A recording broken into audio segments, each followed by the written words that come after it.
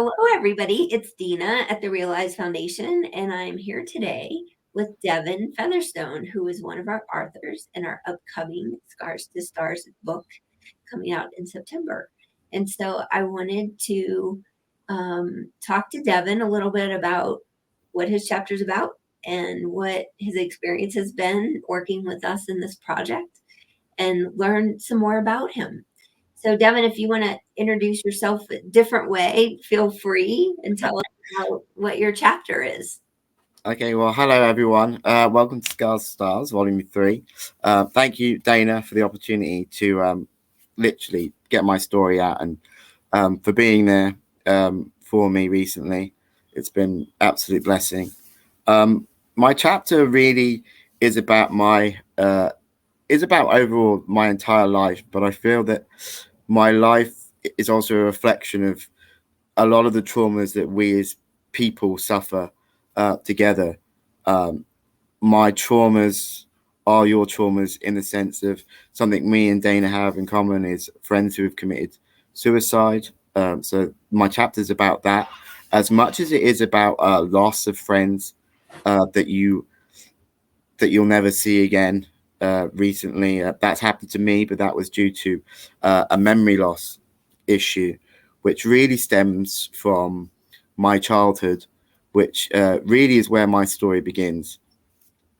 So my chapter is really about um, myself growing up from the age of 3 and being what they would call a super genius savant. Um, my parents were obviously pretty taken back by the idea, and when I started school, it was pretty difficult for me to communicate with other people. Um, but luckily, my cousins and my friends and the school themselves uh, was a brilliant school, and they allowed me to express myself. Um, while there, obviously, between the ages of 3 and 8, um, I met a lot of prominent people, both in government and in other areas of entertainment. And that, of course, allowed me to make money. And unfortunately, that caused me to be targeted by people um, who lived in that area, but who didn't like either the fact that I was coloured, on the fact that I didn't know at the time they were actually involved in what we would call a paedophile ring, human trafficking. It's something I would learn um, pretty much every year of my life between the ages of 3 and 8, and it would become something that defined my life.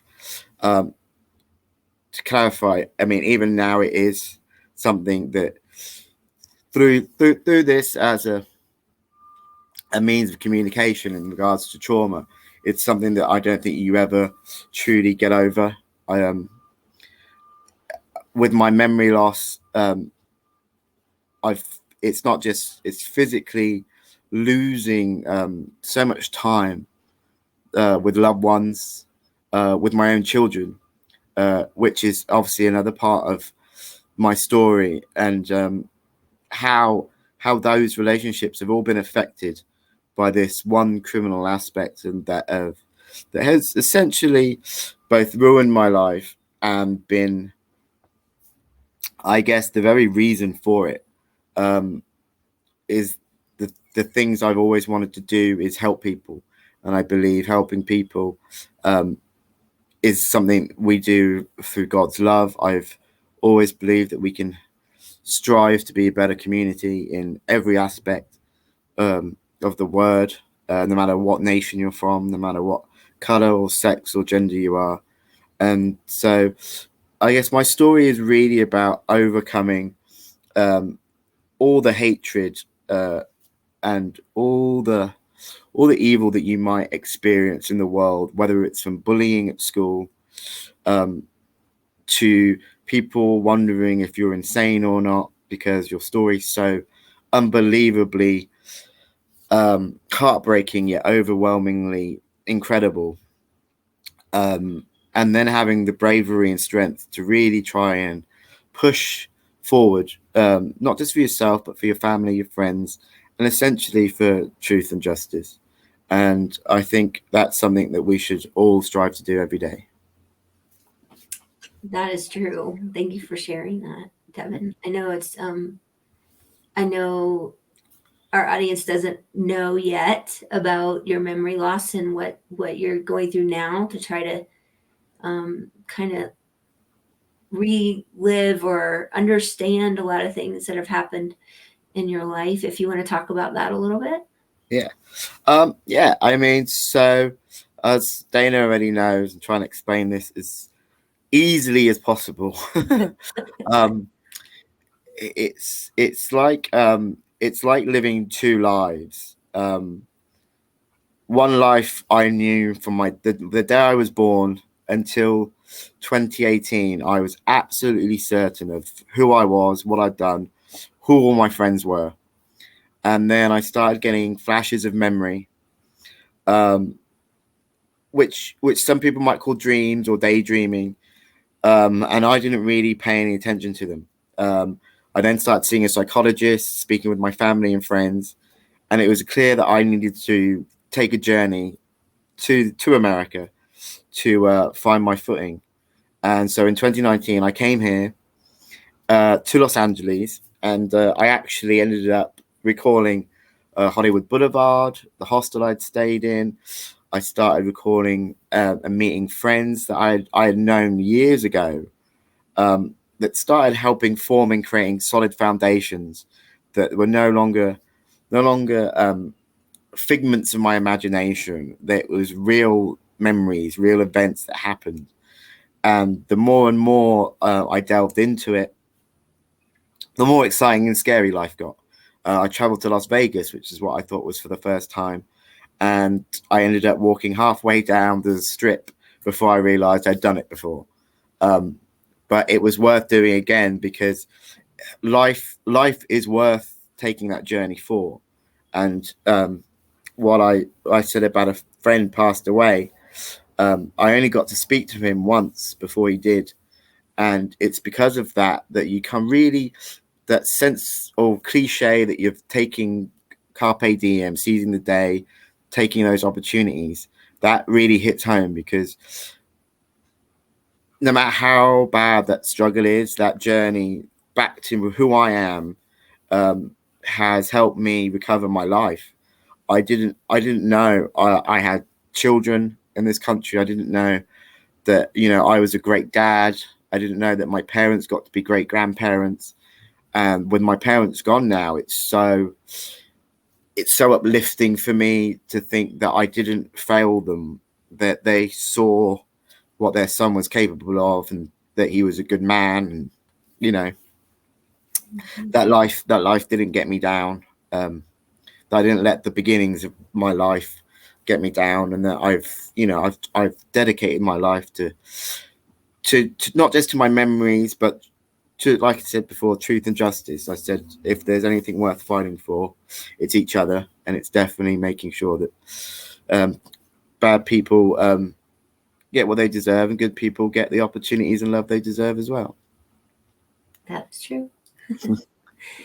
Thank you again for sharing. It's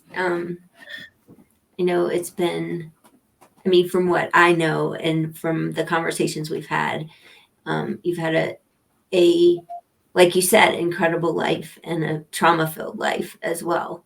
And Yeah. so I'm so glad to have you part of this project and to get your story out in the world. And there are other people in the world who have experienced some of those things too, that maybe your story will give them hope and a reason to maybe connect with you or to just know that they can get through it too. So thank you for sharing.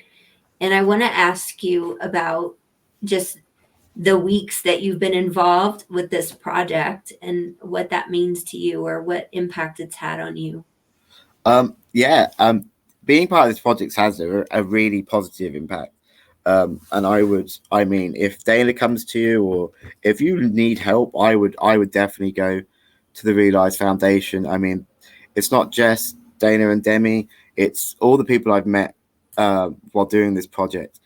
Even Jeremy. Jeremy was in the last two books, I believe, Hmm. and I met him through through work actually, and he was the one that sent me to Dana, and it's even that sense of community and talking to somebody. Like I wouldn't have thought by talking to Jeremy I'd end up here, but ending up being here is where I needed to be, and that happens. That coincidence or divine inspiration happens every day, and being part of this project to try and help people overcome not just their traumas, but try and get them to realize that they themselves, like me, we're not failures. We may have been victims, but that certainly doesn't define who we are or what we're capable of.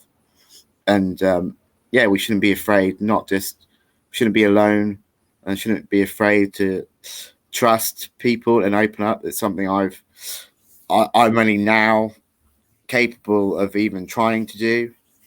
And it's been 4 years for me with my memories, and it's hard when you want to open up to somebody, even my own family.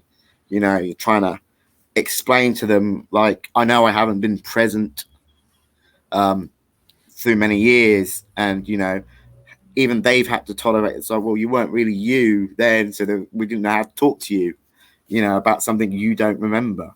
So yeah, I mean, it can be overwhelmingly scary.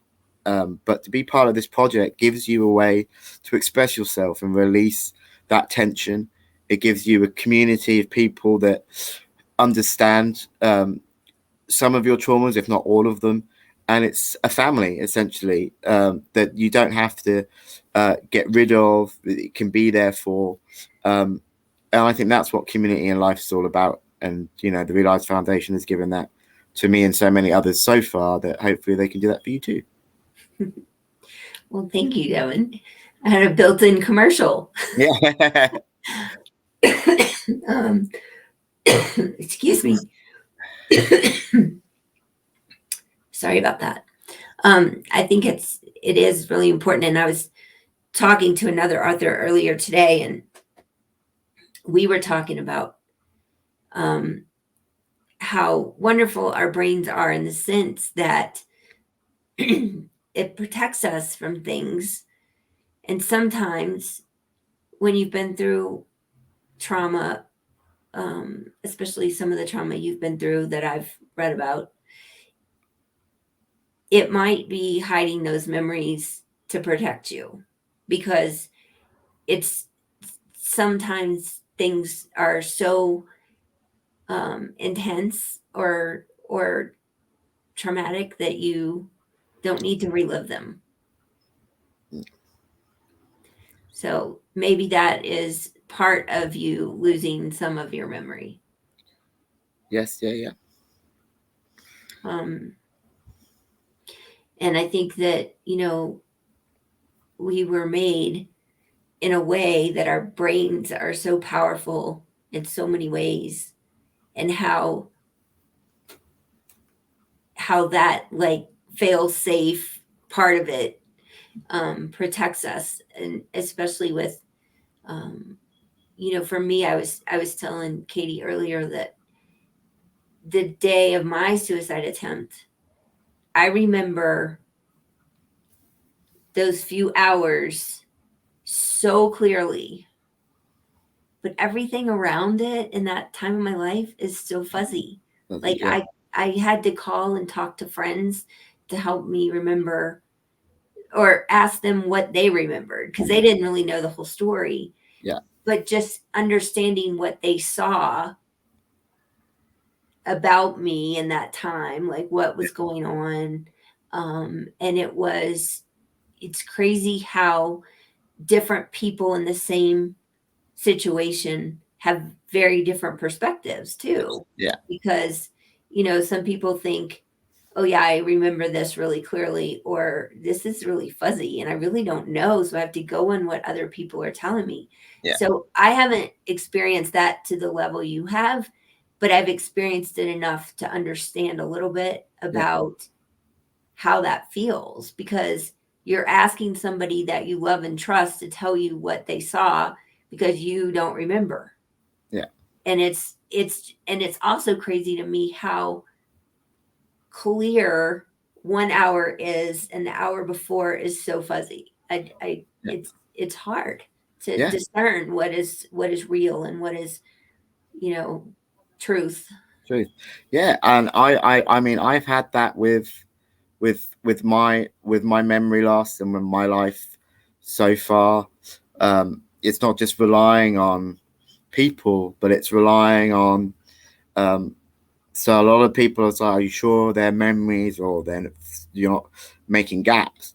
And one of the funny things about knowing who I was as a child and knowing who I am as a person is the fact that I don't really have that issue in regard. It's because of that I'm lucky. Like I can remember things as clearly as they happen.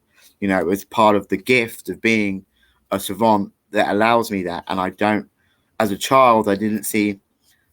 I saw it as a manipulation because of these people. They would try and deceive you into believing something that wasn't real, and they would use that to hurt kids. And because of that, I guess I always put up this barrier of the truth is the truth. And being that smart, it allowed me to do that. But having experienced what you've just talked about, you know, asking someone, you ask 10 people who are closest to you what they remember about that time, and you write it all on a board. And then it starts bringing back memories for you. And then you create your memory. And then some of it's real. Well, 90% of it's real. They're all right in some way, but it's not your memory. And then your memory is there, and you have to then go, well, is that just it? Is that the memory done, or is there more to come? And I've learned that through. I've had memories of full blown conversations with people, and thinking, well, that memory must be surely over. That's not going anywhere else. That's like it's an entire day of a conversation that I've remembered out of nowhere, or because I listened to the right song, or I saw the right picture, or both.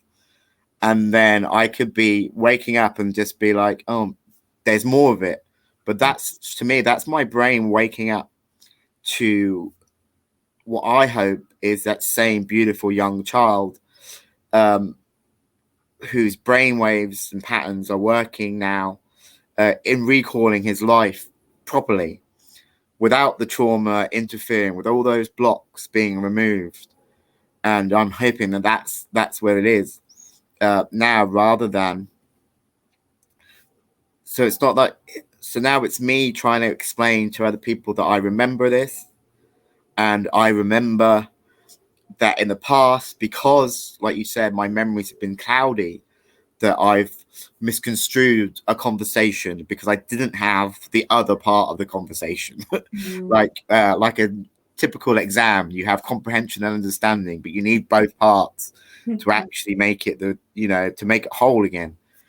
And something, I've looked back on my life and been like, damn it, I acted poorly then, or that out of anger.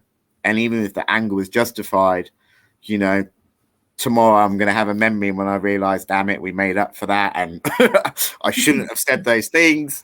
And, and it's really trying to get to there.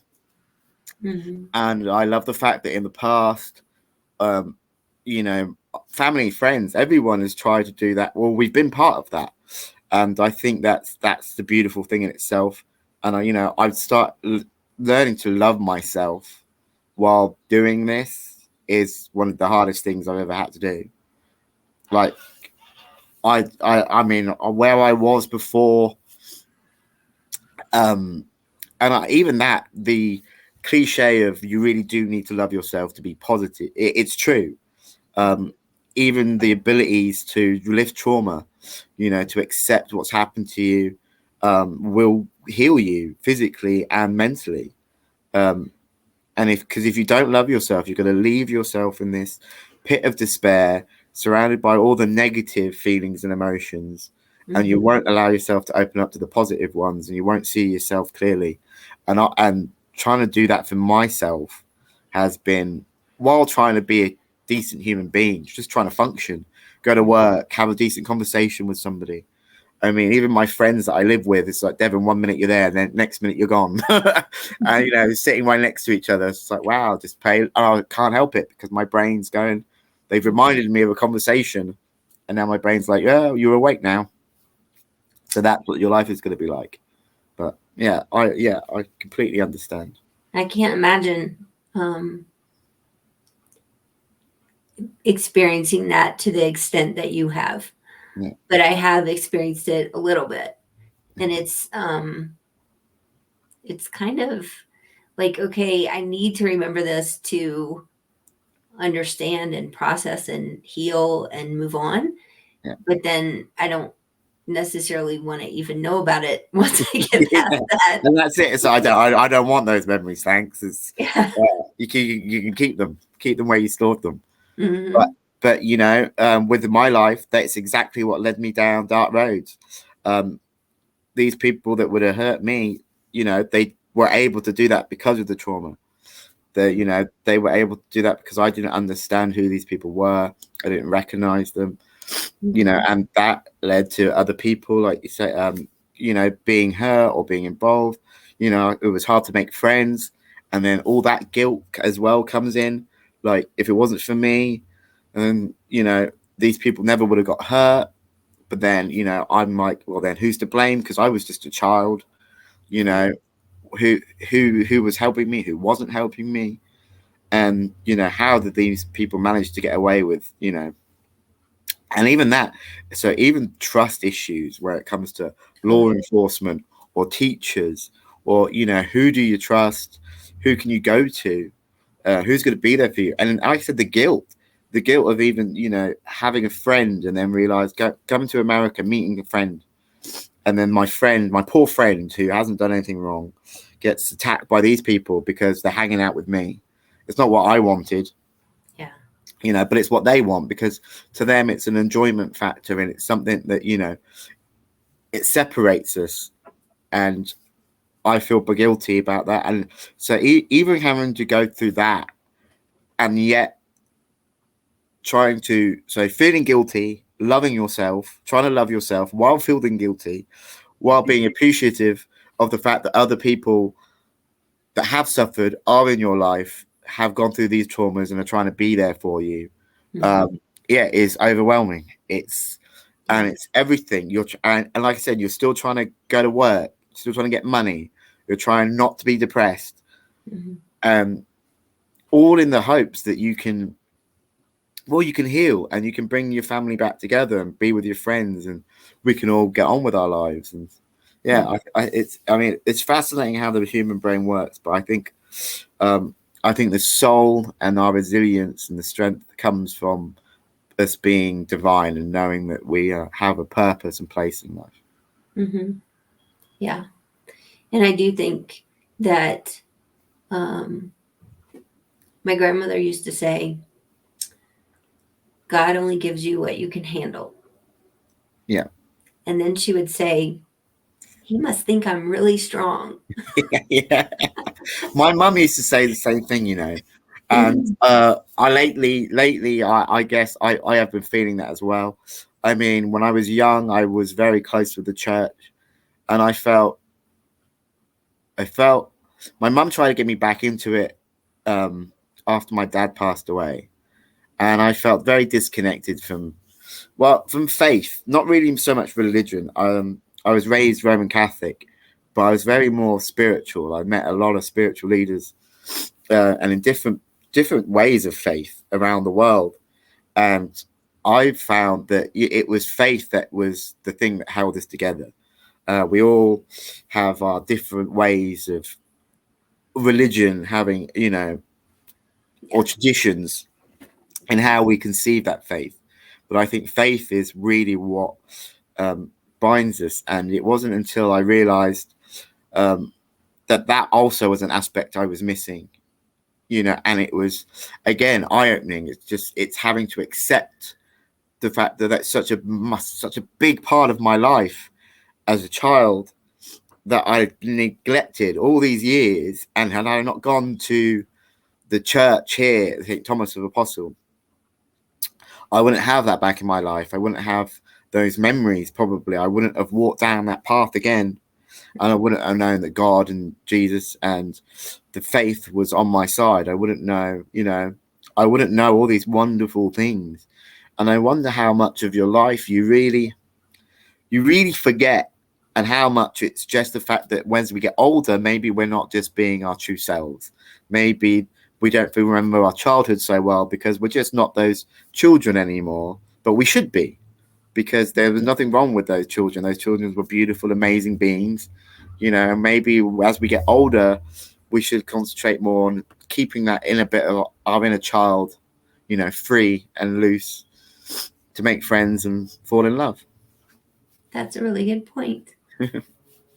It's true. I have, it's funny, I have some friends from high school that are in a Facebook group with me, and they still live where I grew up, and I've been gone for 30 years. And so my family still lives there too, but it's amazing to me what they remember about like elementary school, Yeah. and they'll post something and I was like, I don't remember that at all. Right. I Yeah. couldn't tell you my teachers' names and what grade. I couldn't tell you any of that. And so my friend's like, well, I remember all that, but I can't remember what happened yesterday. Yeah. Yeah. Yeah. Well, I was yeah. like, Again, well, I guess we'll help each other. yeah, and again, it's a fascinating thing with memories and with friendship groups. I have no problem with that. I knew when I was born. I remembered, every teacher's name. So where we went to school, every holiday, and it was just so overwhelming for me. I was just like, I don't know these people, And like I said, even for my own mother, I remembered a memory the other day. And she was crying because she was watching an old video of me as her, little super genius child, and she was crying. And I generally had thought when I saw the video that I had a brother who passed away, and that's I had a twin, or that's what it was, because I even for me, close to that age, that's how much I had been hurt. That's how much the trauma had taken over already.